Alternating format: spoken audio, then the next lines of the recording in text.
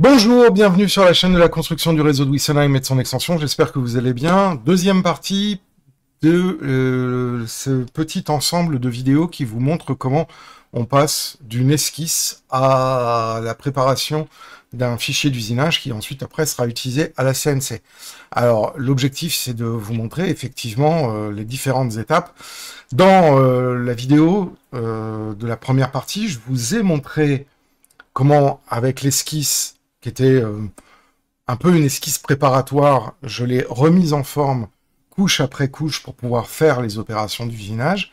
Et aujourd'hui, on va regarder comment, avec ces différentes couches et ce fichier, on va passer sur un autre logiciel qui s'appelle Kanban et qui va me permettre de pouvoir cette fois-ci créer les opérations d'usinage. Et vous allez comprendre pourquoi effectivement ce que j'ai fait hier dans la partie 1 était très utile pour justement préparer ce travail. Donc, on a notre fichier, voilà, qui a été terminé, et on constate, alors là, on est en fausse couleur, et on constate que, effectivement, eh ben, j'ai différentes couches. Le fond de mon bloc, alors là, sur le fond, on a deux opérations d'usinage, une qui va être la découpe externe et une autre qui va être la découpe interne.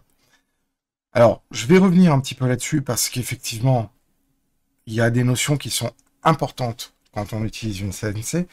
Avec la CNC, on a plusieurs opérations d'usinage différentes. On a les perçages, qui, comme son nom l'indique, sont faits pour percer. On a la gravure, qui permet de pouvoir utiliser des fraises spécifique pour la gravure, et vous allez voir que moi je ne vais pas utiliser une fraise spécifique pour la gravure, mais je vais utiliser l'opération gravure. Ensuite, après, on a les opérations de contour, qui peuvent être externes ou internes. Donc, quand on a une forme externe, la fraise est placée à l'extérieur du contour, et interne, la fraise est placée à l'intérieur du contour. Et enfin, on a la dernière opération, qui est une opération qui s'appelle poche, qui permet, quand on a un volume, de vider le contenu et de réduire, de faire une réduction en suivant un contour. Donc là, sur le fichier, on a la première étape, on a le premier calque, pardon, qui montre les contours externes et internes, on a les éléments qui vont être gravés, on a la première poche, les premières poches en vert qui sont les réductions à moins 0,25 par rapport à la surface de du bloc. Donc on va venir creuser de 0,25. Ensuite, après, en rouge, on va avoir les opérations à moins 0,50. Puis, on va avoir une opération à moins 0,75. Et enfin, on va avoir une passe ici qui va me réduire et qui va me chanfreiner avec un contour interne à moins 0,25. Alors, j'aurais pu, effectivement, à ce moment-là, mettre la même couleur, mais c'est pas une poche. Donc, voilà. Maintenant qu'on a fait ça, on va déverrouiller l'ensemble des calques, on va sélectionner l'ensemble et on va enlever les couleurs et supprimer les fonds. Ça, c'est la première chose que je vais faire. Ensuite, je vais supprimer mon calque avec les repères, puisqu'il n'y a plus que les repères dessus. Donc là, maintenant, j'ai ma pièce, j'ai ma pièce qui est en niveau au tracé au noir. Je vais la sélectionner complètement et je vais venir la mettre en haut de mon fichier à une origine. Donc je vais rétablir les origines en haut du document, voilà. Et je vais venir mettre la pièce à l'origine 1 mm par 1 mm, et vous allez comprendre pourquoi après. Donc là, j'ai mis ma pièce, mon ensemble de pièces, enfin, l'ensemble des calques qui forment le dessin, je les ai placés sur un point d'origine très proche du coin supérieur gauche du format, pour pouvoir ensuite après exporter ça, donc exporter sous, Là, je vais créer un répertoire que je vais appeler CNC dans mon fichier. Voilà. Et je vais exporter ça en DXF en gardant le même nom de fichier. Voilà. Donc là, je ne change pas. Une unité, 1 millimètre est égal à une unité. Je ne fais pas adapter les épaisseurs. J'exporte simplement ça. Voilà. Maintenant, je vais aller démarrer un autre logiciel. Alors là, il faut que j'aille sur mon bureau. Vous n'allez peut-être pas forcément voir tout. Voilà, qui s'appelle Kanban. Et je vais aller chercher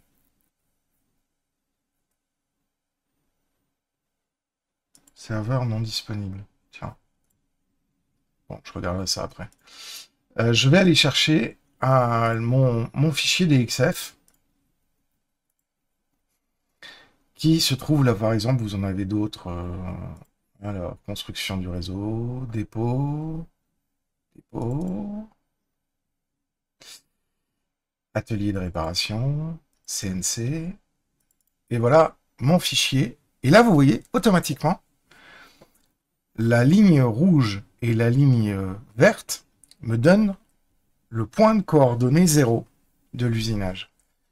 Et ce point de coordonnée 0, moi, je vais venir ensuite, après, définir le point de coordonnée de la fraise.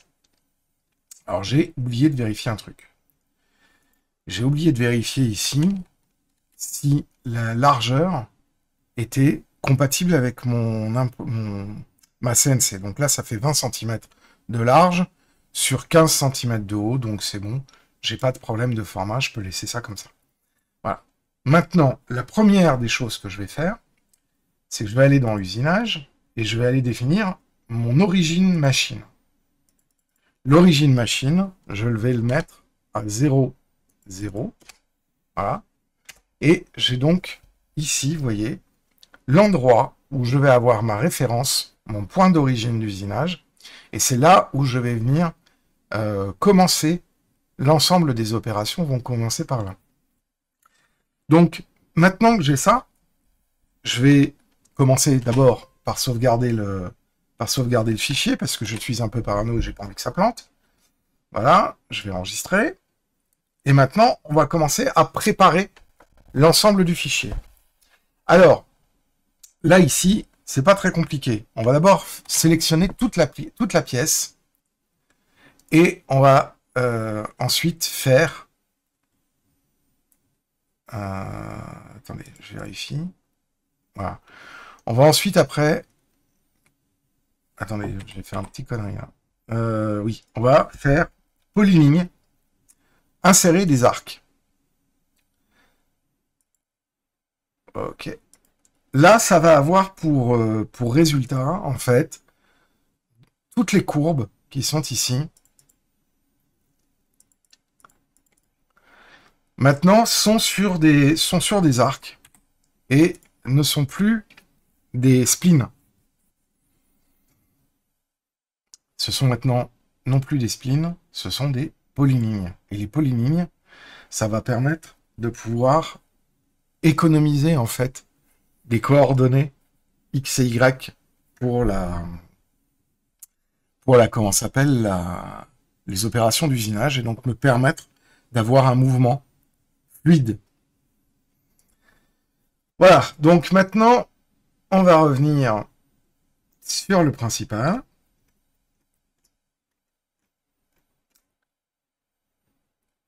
Et on va commencer nos opérations d'usinage. Donc je vous avais dit, la première des opérations d'usinage que je vais faire, c'est la gravure. Et là, vous avez vu que sur le calque de gravure, des objets qui concernent ce que je vais devoir graver, il y en a pléthore. Donc le fait qu'ils soient tous sur le même calque, eh ben j'ai plus qu'à faire tout sélectionner sur ce calque et appliquer mon opération de gravure. Mon opération de gravure, c'est celle-là. Voilà. Donc, j'ai oublié de faire une chose, j'ai oublié de spécifier ma bibliothèque d'outils. Donc je vais dans Usinage et je spécifie ma bibliothèque d'outils que j'ai appelée Tools. Voilà, ce qui fait que quand je vais appeler mon outil, j'ai dans ma bibliothèque Pardon. J'ai dans ma bibliothèque, normalement, voilà. 13 carbure, 13 diamants, 1 mm. Voilà. Donc, là, j'ai toutes les pièces toutes les formes qui vont pouvoir être gravées. Première des choses, dans quoi je vais graver ça? Je vais graver ça dans du valchromate. Le valchromate, c'est un matériau qui est dense, mais qui se coupe relativement bien. Mais je veux garder de la précision parce que j'ai des petites pierres à graver. Donc, ma vitesse d'avance, je vais la mettre à 1000, pardon, millimètres minute. Et ensuite, pour être sûr d'avoir un bon dégagement entre chaque pièce, je vais mettre un plan de dégagement. C'est-à-dire quand l'outil a fini de faire sa première... ça passe, il va devoir se dégager pour passer à la deuxième, au deuxième polygone. Donc là, par défaut, le plan de dégagement est à 3. Et moi, ça me va. Donc du coup, je vais le laisser comme ça. Par contre, la profondeur finale, j'avais dit que c'était 1 mm. Donc, moins 1. Sauf que, pour pouvoir arriver à 1 mm, il va devoir faire plusieurs passes sur le même polygone. Donc, il y a une règle qui va déterminer le temps et qui va impacter le temps d'usinage. Effectivement, au plus vous allez aller profond, au plus la fraise va devoir faire des passes pour arriver à votre profondeur. Or, il y a plusieurs règles. La première, c'est que la profondeur de passe ne doit pas être supérieure à la moitié du diamètre de la fraise. Ça, c'est le premier point. Le deuxième point, c'est que au plus on a de passes, au plus c'est long. Donc, là, par défaut, le logiciel me met une passe à 4 dixièmes, à 0,4 mm. J'ai une fraise de 1 mm. Donc, si je laisse 4 dixièmes, je vais avoir plus d'opérations d'usinage. Pourquoi? Parce que je vais avoir, pour descendre de 1 mm, une passe à moins 0,4, une passe à moins 0,8 et une passe à 1 mm. Or, là, en l'occurrence, j'ai pas besoin d'avoir un truc super smooth en termes de finition. Ce que j'ai besoin, c'est d'avoir une gravure. Donc, si je fais une incrémentation de passe de 0,5 mm, eh ben, pour faire la profondeur de 1 mm, il me faut 2 passes et non 3. Donc, j'économise une passe, ce qui va me faire économiser du temps. Bon. Donc là, vous voyez, j'ai ma première opération d'usinage qui est faite. Et là, je vais passer à la suivante. Donc, la suivante, on m'avait dit que c'était les poches, vous vous souvenez, qui correspondaient à une réduction de 0,25. Donc là, pareil, je sélectionne mon calque 0,25. Vous voyez les couleurs vertes que j'avais, les formes de couleurs vertes que j'avais, et bien là, elles sont... alors, si je mets ça comme ça, est-ce que ça sera un peu plus... ouais, bon, ça va.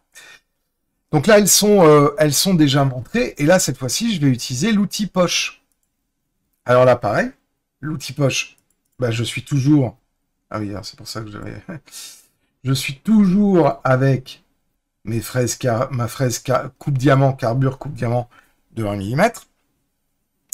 Ma vitesse d'avance, pareil, je vais me mettre en 1000 mm secondes. Et là, mon plan, ma profondeur finale, eh ben, c'est moins 0,25. Sauf que mon incrémentation de passe est à 0,40. J'ai pas besoin de mettre 0,40, donc je vais mettre 0,25. Voilà. Maintenant, je veux visualiser ce que ça va faire. Ben, je vais faire un clic droit et je vais faire générer le parcours d'outils. Et là, vous voyez, ici, j'ai bien le parcours d'outils qui fait, en fait, la poche en suivant les lignes, parce que là, j'ai utilisé ce qu'on appelle une poche orthogonale et que je n'ai pas fait de poche troncoïdale, parce que les poches troncoïdales sont très bien pour faire définition de surface. Là, j'ai pas besoin. C'est juste de la réduction de niveau et d'avoir une surface qui soit relativement propre.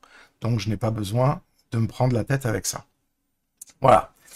Maintenant, je vais faire donc la gravure. Je vais renommer ça parce que je vais appeler ça gravure dépilaire. Comme ça, dans le logiciel, je repérerai. Là, je vais appeler ça réduction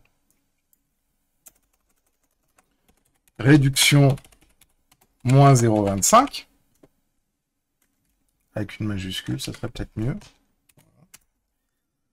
Et maintenant, je vais passer, pareil, à ma réduction de moins 0,50. Clic droit, vous sélectionnez. Vous vous souvenez, c'était les formes qui étaient rouges. Pareil, poche. Sauf que là, je vais toujours utiliser une fraise de 1 mm. Donc toujours ma coupe diamant de 1 mm. Je vais toujours me mettre à 1000 mm/s d'avance. Sauf que là, j'ai deux choix. Soit j'y vais bourrin. Et je vais, comme c'est du moins 0,50, c'est la moitié du diamètre de la fraise. Donc là, j'ai deux choix. Soit j'y vais bourrin, et je me dis, je veux pas perdre de temps, et donc, je fais ça en une seule passe. Et là, à ce moment-là, j'attaque beaucoup de matière, et je risque d'endommager mes gravures. Mais c'est un bâtiment en pierre, donc le fait d'endommager les pierres des gravures, ça peut donner un effet de matière, d'arrachage qui représente des pierres brisées. Donc ça peut être intéressant de se dire, sur cette passe-là, je me mets à 0,5 en incrémentation de passe, et sur ma profondeur, je viens à moins 0,5. Voilà. Et donc là, je vais l'appeler réduction moins 0,50 violent.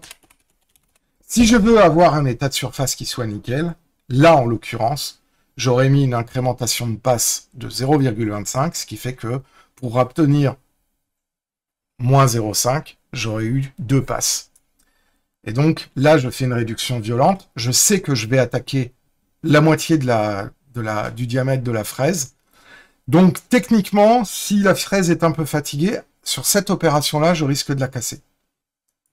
Bon, on va laisser ça comme ça. Et je vais faire générer le parcours d'outils. Et donc là, on voit déjà les trois opérations d'usinage. Je n'ai pas fait le parcours d'outils sur les gravures pierre parce que ça va tout mettre en rouge, donc c'est pas très intéressant. Maintenant, il me reste une troisième opération d'usinage, encore à faire sur la réduction, c'est réduction de 75. Donc là, je sélectionne mon calque, je fais mon opération poche, je viens chercher mon outil à 1 mm, je me mets avec une avance à 1000 mm/s, ça ne change pas. Sauf que là, je suis à 0,75. Et 0,75, si on divise 0,75 par 3, alors je ne fais pas de tête, ça fait 0,25. Normalement. 0,75 par 3. Non, ça fait pas 0,25. Si, ça fait 0,25. Donc, soit je fais 3 passes, soit je fais 0,75 divisé par 2, Ça fait 0,375, c'était ça que j'avais en tête. Et donc, dans ce cas-là, je fais 2 passes, un peu agressives, mais c'est pas grave, j'ai pas de détails. Mais je peux pas faire... Ou alors, je fais une passe... mais je peux pas faire une passe sur une seule opération d'usinage à 0,50 et à 0,25. Parce que sinon, ça me fait 2 opérations d'usinage. Une que je fais à 0,50 pour la même forme et une autre que je fais à 0,25. Donc là, toujours dans la recherche de compromis de temps, je vais faire des passes de 375, de 0,375. Donc là, je mets 375. Voilà. Et ma profondeur finale va être de moins 0,75. Voilà. Et donc, quand je vais générer mon parcours d'outils, on voit beaucoup plus de lignes, etc. Et si je me mets en vue axonométrique, alors, je sais jamais si c'est... Voilà. Si je me mets en vue axonométrique, je commence à avoir quelque chose comme ça. Voilà. Là, je suis en dessous. Voilà, je vais revenir. Et là, vous allez me dire, ouais, mais ta pièce, pour l'instant, en visualisation, elle est considérée comme étant à moins 1 mm. Il manque encore de la profondeur. Hein. Ouais, d'accord? Il manque encore de la profondeur. Donc, maintenant, si je reviens, ça sera plus simple sur mon plan XY. Voilà. Maintenant, je vais faire le dernier. Tiens, pourquoi il ne m'a pas passé ça?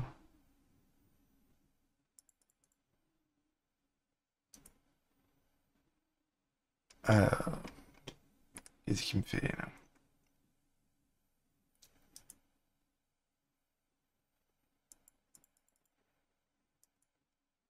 Il m'a pas fait d'insertion des arcs.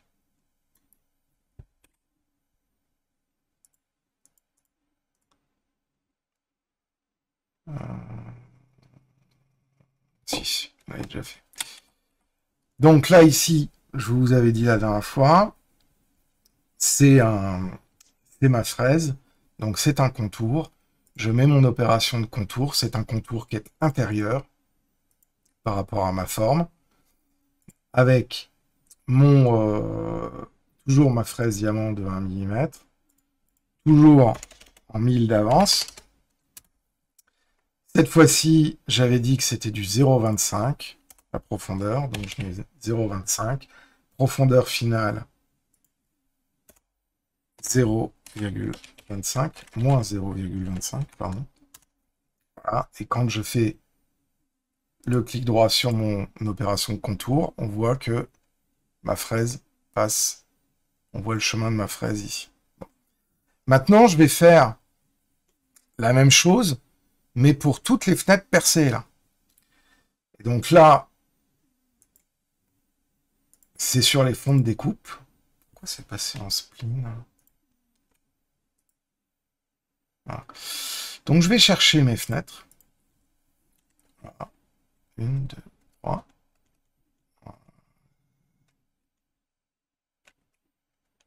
Voilà. Je vais chercher toutes mes fenêtres. Et là, je vais faire une opération de découpage. Donc je vais utiliser le contour. Pareil en intérieur. Pareil avec ma fraise de 1 mm.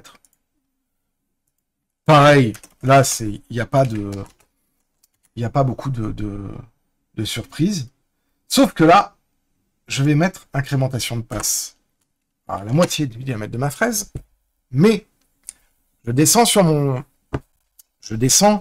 l'intégralité de la profondeur de ma pièce. Puisque c'est une découpe qui est censée être traversante, puisqu'il faut que je vois ce qui se passe derrière. Donc, mon valchromate est donné pour du 8 mm. Je sais par expérience que si je fais 8 mm, la dernière couche ne va pas être suffisante pour découper proprement et avoir des bornettes. Donc, en profondeur finale, je vais venir rajouter 15 dixièmes. Donc, ça fait moins 8,15. Or, on peut déjà déterminer que si on a 8,15 divisé par 0,5 mm, qui est la profondeur maximale de la passe, on va avoir 16,3 passes. Donc en fait, on va avoir 17 passes. Donc là, c'est là où je vous dis qu'effectivement, en termes de comment s'appelle de temps d'usinage, c'est là où on va avoir énormément de temps qui va être bouffé. C'est pour ça que sur les poches, etc., j'ai essayé de gagner un maximum de temps, parce que là, ça va vous dessiner 16 fois à 0,5 mm d'incrémental le nombre de couches en fait qu'on va avoir pour pouvoir découper la pièce. Donc là, 16,3, donc 17. En vérité, ça fait déjà vraiment beaucoup. Voilà. Donc, là maintenant, je vais générer le parcours d'outils sur ces pièces-là. Voilà. Sauf que, si je découpe ces pièces-là, je risque d'avoir des problèmes, mais pour l'instant, je ne vais pas vous parler de ça. Maintenant, je vais prendre le dernier, qui est le contour extérieur, et je vais faire mon contour extérieur exactement de la même façon. Donc, je vais copier, coller le format. Ça m'évitera de tout réécrire. Sauf que là, il y a une subtilité. La pièce, elle doit être tenue. Sinon, elle va valdinguer quand je vais faire le découpage. Donc, je vais venir mettre des attaches. Les attaches, il y en a de différents types. Je vais mettre en automatique. Il y en a des rectangulaires et il y en a des triangulaires. Là, moi, je vais utiliser des attaches qui vont être des attaches rectangulaires, parce que les triangulaires, j'ai pas besoin d'avoir beaucoup de trucs mécaniques. Je vais pouvoir déterminer leur largeur. 3 mm, ça va. Par contre, 3 mm de haut sur une pièce de 8, ça va être beaucoup trop chiant à découper. Donc, on va mettre 1,5. Nombre minimum d'attaches, 2.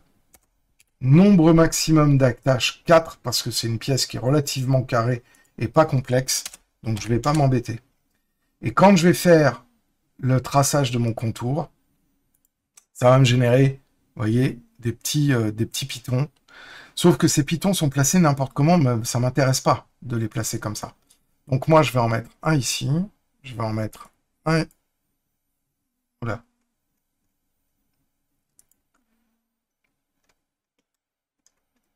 Je vais en mettre celui qui est là, ne m'intéresse pas. Je vais le mettre ici. En équilibrage, celui qui est là, je vais le mettre ici. Et je vais vous montrer ce que ça fait ensuite quand on passe en axonométrie. Là, vous voyez, la pièce, par les opérations d'usinage, on la retrouve. Donc, quand on va faire générer tout le parcours d'outils,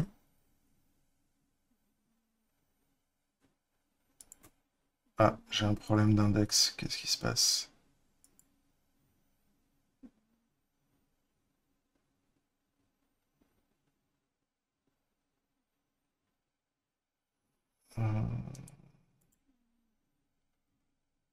L'index était hors limite, il ne doit pas être négatif et doit être inférieur à la taille de la collection.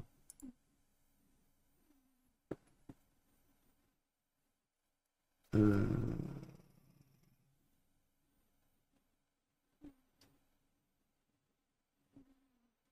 ne sais pas ce que ça veut dire.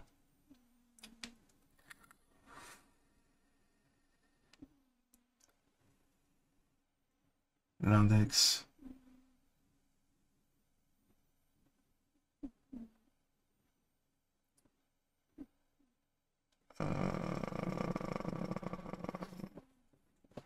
Ah, j'ai un truc punk.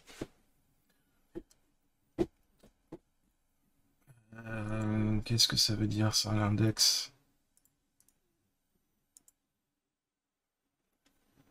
L'index était hors limite.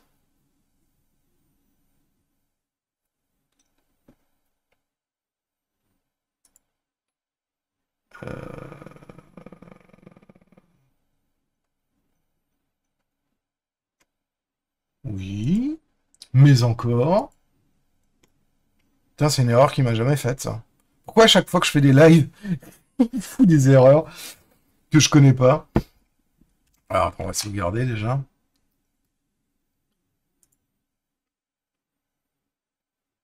Depuis quand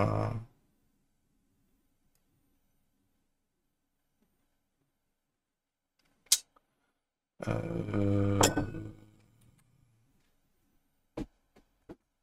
Qu'est-ce que ça veut dire, ça?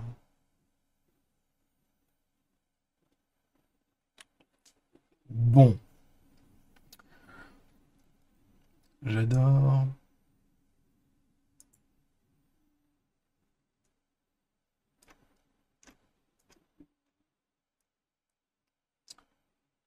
Je vais recommencer. Je vais faire une opération de usinage.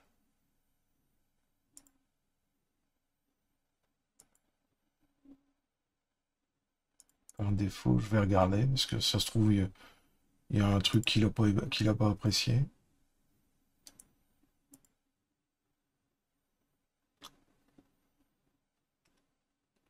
Ah non, même sans modifier les valeurs, il me met une erreur.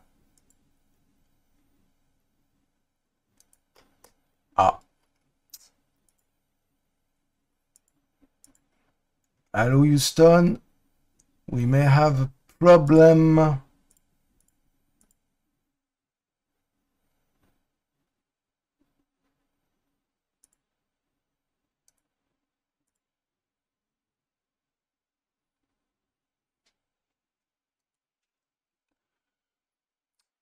Il faut trouver quelle est la forme qui pose problème. On n'est pas sorti du sable. Pourquoi j'ai des lignes? Ce que je comprends pas, c'est pourquoi j'ai des splines encore.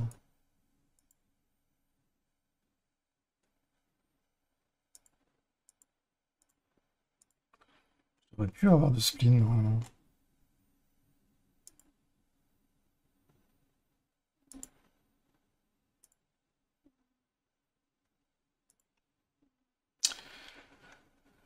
J'ai des trucs chelous.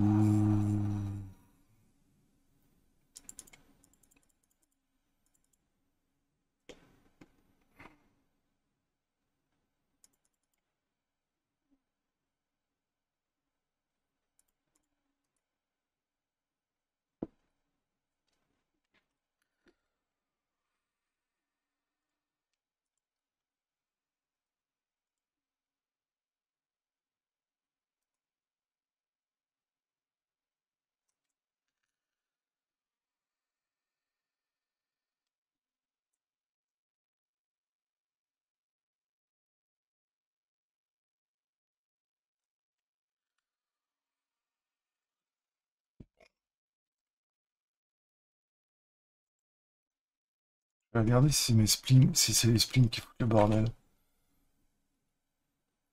Parce que de mémoire, j'avais plus de spleen normalement.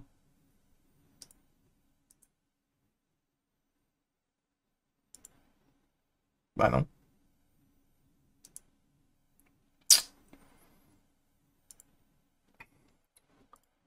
Bon.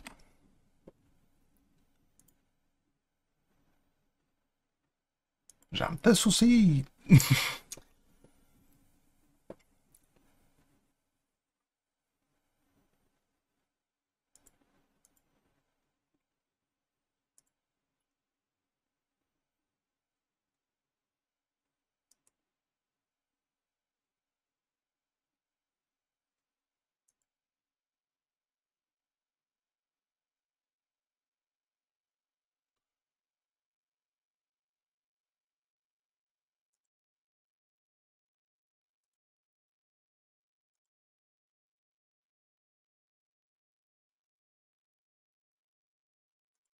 Ah, je crois savoir ce qui se passe.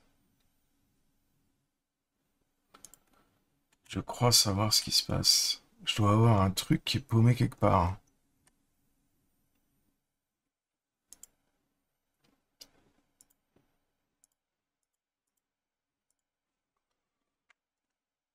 Alors, je dois avoir un truc qui est paumé quelque part.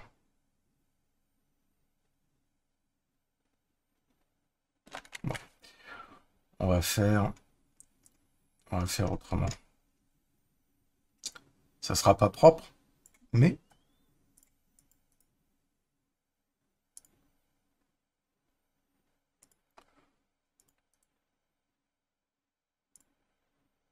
au moins, on va vérifier si ça fonctionne. Pour avoir une idée. Alors, polyligne. On va le faire à l'ancienne, hein, c'est pas grave.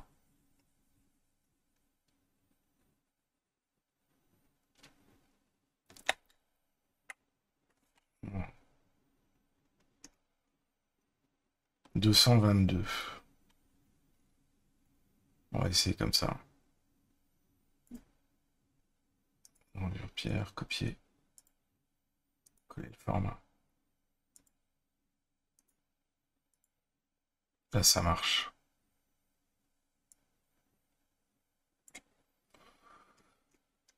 Alors, on en était à 222.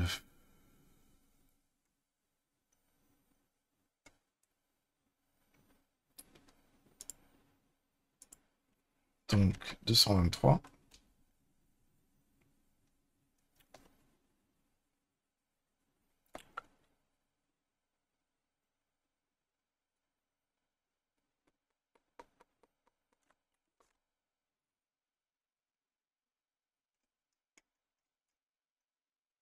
Allez, on va continuer jusqu'à 539.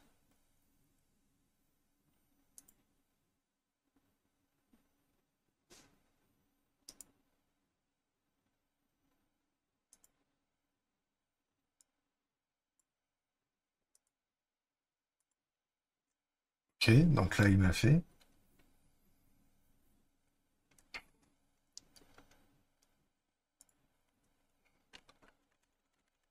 Non mais il se fout de ma gueule, ce truc, hein. Alors,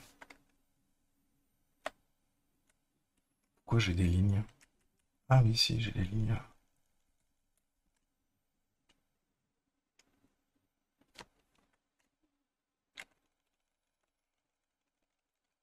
Toc.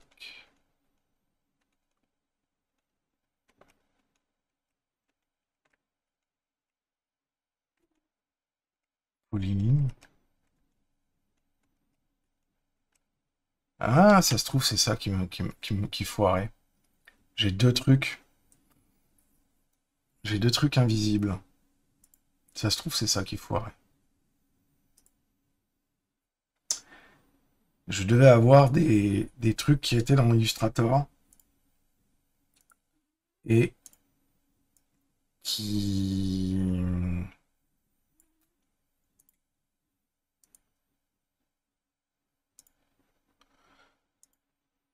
ont généré une erreur. Parce que là, j'ai un truc, j'ai un objet polyligne. Et si je fais gravure, et voilà. J'avais donc, alors on va refaire. C'est bon, j'ai trouvé les coupables. Ces deux trucs-là n'auraient pas dû être là. Donc on va les supprimer. Voilà, on va copier, on va supprimer tout ça. On va refaire ça propre. Ah, j'ai trouvé le coupable. Alors, tout sélectionner sur le calque. Gravure. Coller le format.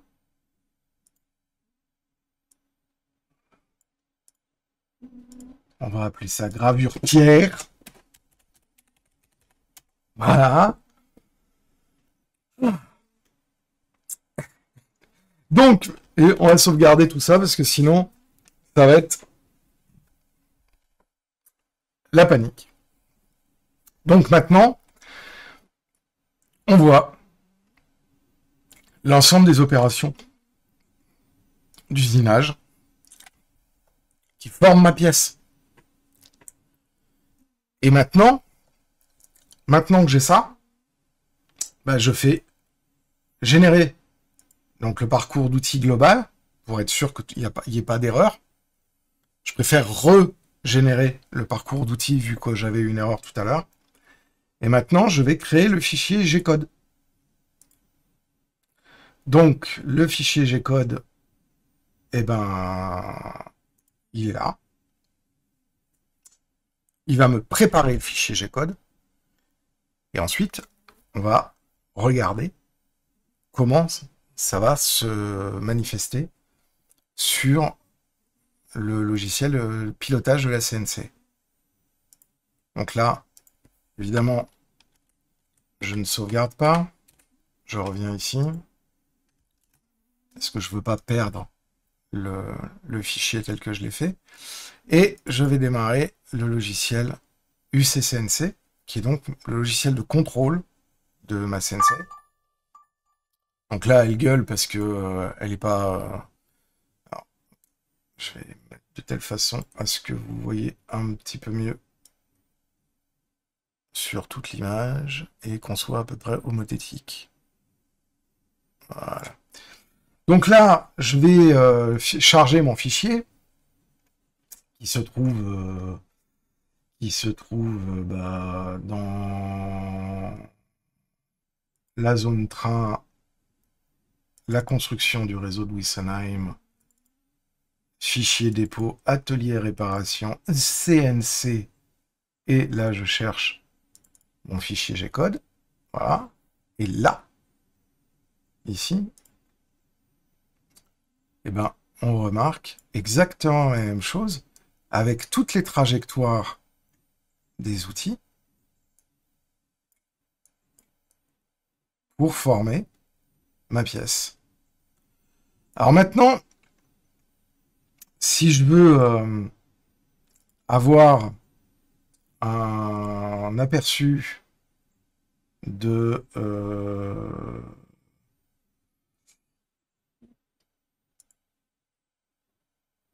si je veux avoir normalement un aperçu du temps d'usinage que va prendre ma pièce, je vais chercher mon G-code. Alors le fichier G-code, c'est un fichier avec des coordonnées. Hein. Je vais prendre tout ça, je vais faire simulate. Voilà. Donc ça, c'est un petit site en ligne qui me dit, roulement de tambour, que pour pouvoir faire cette pièce, avec des paramètres par défaut, c'est-à-dire que ça ne prend pas en compte la vélocité réelle de la machine, mais simplement le temps de parcours de la broche, j'en ai pour, au minimum, pour 2h27 pour faire cette pièce. Donc,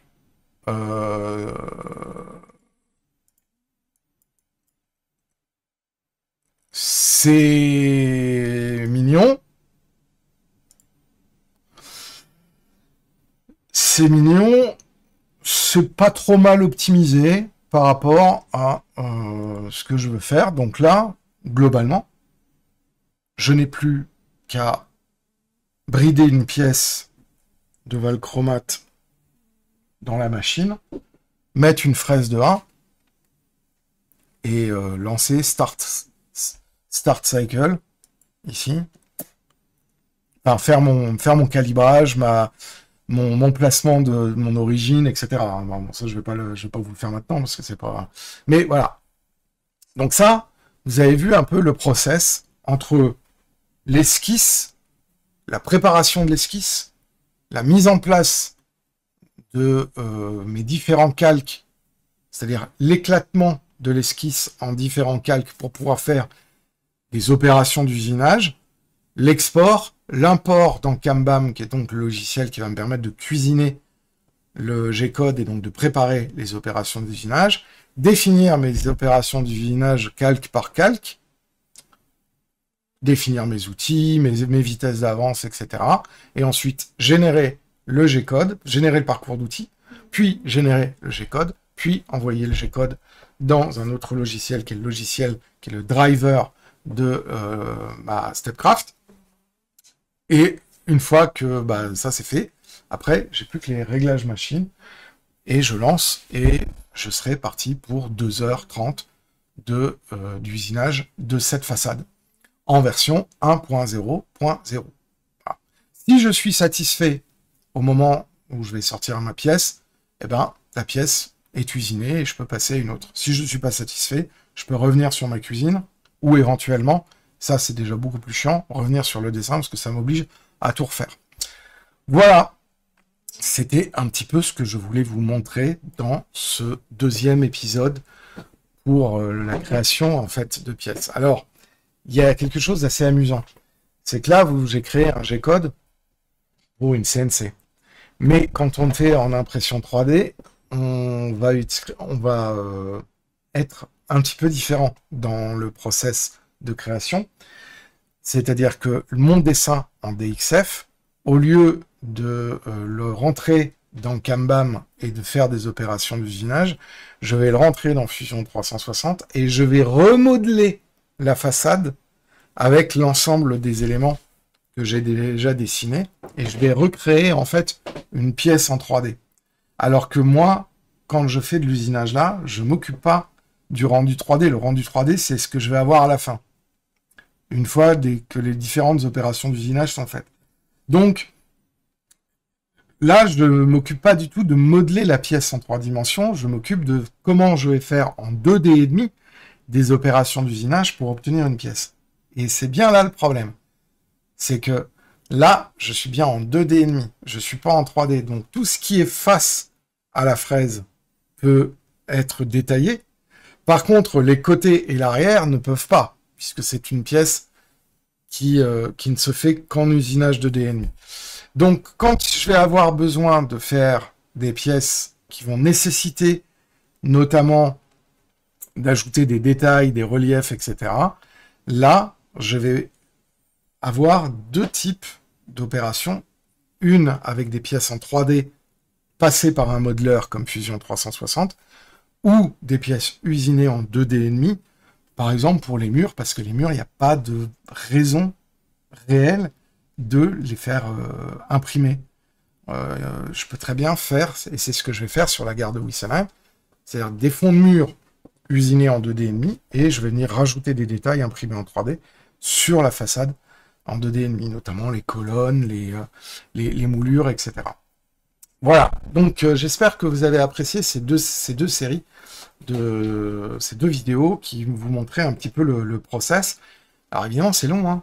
Vous imaginez Maxime de chez Bois Modélisme, quand il fait des pièces, c'est exactement les mêmes process, hein.